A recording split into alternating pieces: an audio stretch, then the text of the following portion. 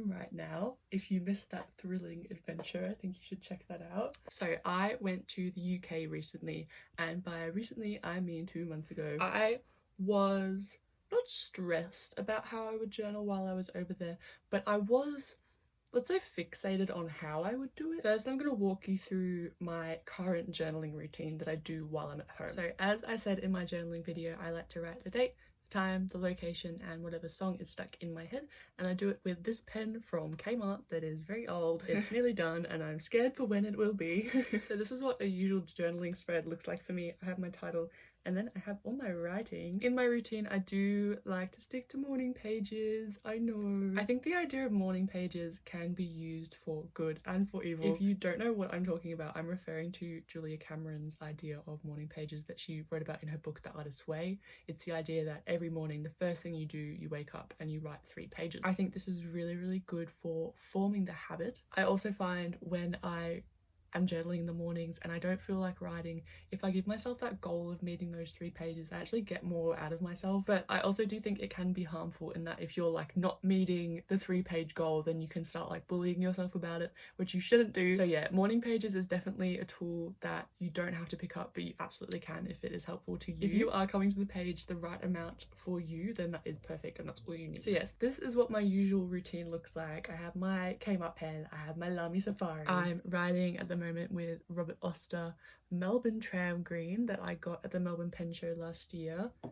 I love it. I'm obsessed with it. It's sort of like an evolution of my Iroshizuku ink that I was writing with a lot as a teenager. So I knew a few things going into this trip about journaling. I knew that I wasn't going to bring my fountain pen because fountain pens like to explode on planes, and I didn't really want to deal with the hassle of refilling it up with ink all the time, especially in someone else's house. I get quite nervous about that because I would definitely spill it. I also didn't know if I was going to journal at all. I think it was really important that I sort of took the pressure off myself, especially because like it would be going into a situation that isn't regular and I shouldn't expect myself to uphold a routine that I upheld while I was at home. That being said, I did want to be prepared just in case I did want to journal. So I did some pen swatches for all the different stuff that I had and that I wanted to bring with me. I will say, even though I swatched and tested it out, I did end up bringing all of these with me, which was stupid. I had this fat pencil case, and that is the one thing I regret about my travel journaling routine this time around, is the amount of pens that I brought with me. I really didn't need them. I could have gone with maybe a quarter of the stuff that I brought and it would have been fine. So that is one thing I would change. But yeah, from my swatches, I found these 3 pens that I really liked. Now, one thing about me is if I'm within a 5-foot radius of a ballpoint pen, my wrists will start hurting. So I knew that if I wasn't going to be using my beautiful fountain pen, I needed to use something like a gel pen that I could write with a lot less tension and save my wrist. So I went with these guys, the Uniball ones. I don't know. I actually primarily wrote with my blue pen. I don't know why, because in the past I really haven't enjoyed writing in a light blue, but this time around it really worked. I wanted a distinction between when I was in England and when I wasn't. So I wrote obviously in my green pen when I'm in Australia and my blue pen when I'm traveling, and I think that looks really cool in my journal to see that distinction. So yes, this became my average journal entry in the UK. I still brought my I think it's bronze, I'd say bronze, my bronze pen with me to do my title. For the most part, I had like pre-stuck in a lot of stuff on the side, so I didn't have to worry about sticking and pasting while I was there too much. My ultimate goal while I was there was to sort of remove any friction I could that would sort of prevent me or make it harder for me to journal. So keeping it simple to just 2 pens and having everything already stuck in, I think was a really good method for me. And I actually ended up writing almost every day, which I'm really surprised about. I have never done that while I've been away from home. I've never stuck to a routine that strongly before. And I'm proud to announce that this is England, which I know doesn't look like a lot, but for 2 weeks, I'm pretty proud of that. It became a sort of ritual for me in the morning that I'd wake up and journal right away. And this has been a goal for me for a while, is to sort of create my own home and my own place of respite in my journals, and I feel really happy that I carried that habit somewhere else. That was really exciting for me. I must say, I also really enjoyed the size of this journal.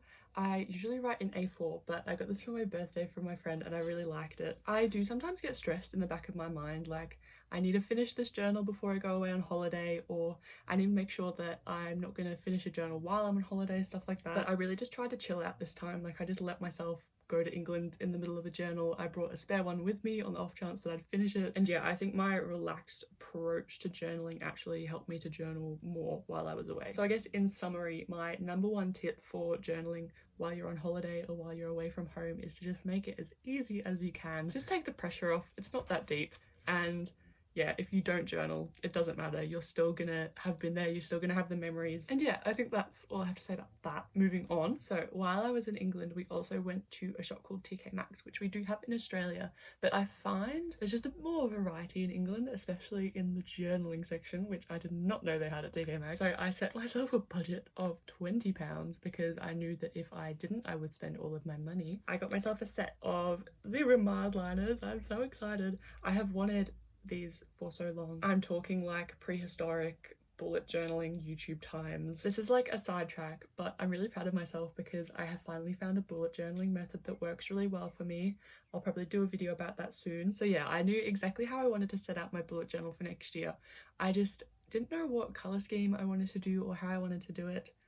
I did have the mild liners in the back of my head, and then I actually found them. So I got I think it was the warm tone set. It did come with a purple one, but I didn't really like that one, so I gave it to my friend. And yeah, I'm not ashamed to admit that in October I have already set up the entirety of my 2025 bullet journal. I've always been a fan of the orange, yellow and blue color scheme, so like I couldn't ask for a better set of pens. And yeah, I've set up every single week. I'm so excited. So yeah, that was definitely a successful purchase. I can't believe I have mild liners in my home in front of me. And then I cannot describe the size of this journal section. Okay, it wasn't that big. It was just like a shelf of notebooks, but I was so excited. There were so many different varieties. There were a lot of moleskins, which in hindsight, I probably should have gotten one of them because I've never tried one before and they were really cheap. But I wanted to sort of lean towards the more weirder notebooks, and so I got 3 of those. This is the first one I picked up. I just really like the colors and the pattern. Something about it, I just gravitated towards it. And then I don't know if it comes across on camera, but the texture is really nice. It's almost like cardboard, but not in like a flimsy way, in like a nice way. And the paper inside is really nice as well. It has that sort of like recycled quality to it. I'm not sure if it is recycled, but it feels like that. This is the brand name, if that helps anyone. A lot of the notebooks that they had were made in Europe. I guess that's the bonus to shopping at TK Maxx in England as opposed to Australia, is because you do get a lot more European products. I can't wait to journal. I think this will be a really nice one. This is the second one that I got, also made in Italy. I just thought it was gorgeous. Like, I couldn't walk past it. My mum was like, are you sure you want this one? Because it was like kind of bent, and I was like, I can't explain it to you, Mel. I just need this one. The lines on the inside are really tiny, which I'm going to thoroughly enjoy. I'm not gonna lie to you. And the pages are a lot more thin than the other ones, so I think I'm gonna get a lot of nice ghosting, which is gonna be really good. I did pick this up intending for it to be a writing notebook for maybe some story drafts, just because it is that big a size, but I think I'm gonna cave and use it as a journal. Can you imagine this as a journal? I think that would be so cute. And then my last journal that I got, oh my god, I can't believe it. This is nice. This is a nice journal. The pages. I feel like this is what people talk about when they talk about nice paper for fountain pens. I really don't have a concept of what that is, but I imagine it lies within this journal. It's so pretty. It was like tucked away in the shelf, and I like didn't even see it to start off with because it was dark blue. But yeah, I'm so glad I found it. It's so pretty. I think this will be a really interesting journal to write in. So yes, this is my mini journaling haul from England. Also, I don't know what's with the blue theme. I went for a lot of blues and I'm not sure why. I've never done that before. I'm curious to see how you guys journal when you're traveling. I've seen some people have like strict travel only journals that they'll use while they're traveling and just come back to it each time they go on holiday. Or are you like me? Do you just journal straight through without giving a monkey? Before I go, I thought I'd show you my current journal that I'm writing in. I did show you in my last video before I decorated it, and now we have the monstrosity. So my plan was to use these spare T2 packets that I have and like sort of, is it PVA glue? Is that what it's called? Just smear it on. I did this with my last journal. I just glued everything on and then did a layer of glue, and it worked really well. I didn't realize the reason this worked well was because what I was using some spare wrapping paper and paper tea packets. So the glue was actually sinking into the paper and holding it still. The issue with T2 packets is that they're not made of paper. They're made of something else. And that something else does not absorb the glue. So I stuck everything on kind of alright, but then they started peeling off and the glue was peeling off and it wasn't very good. So I panicked and I ended up like taping everything down. So I think it still kind of looks cool, but up close it's a bit gruesome.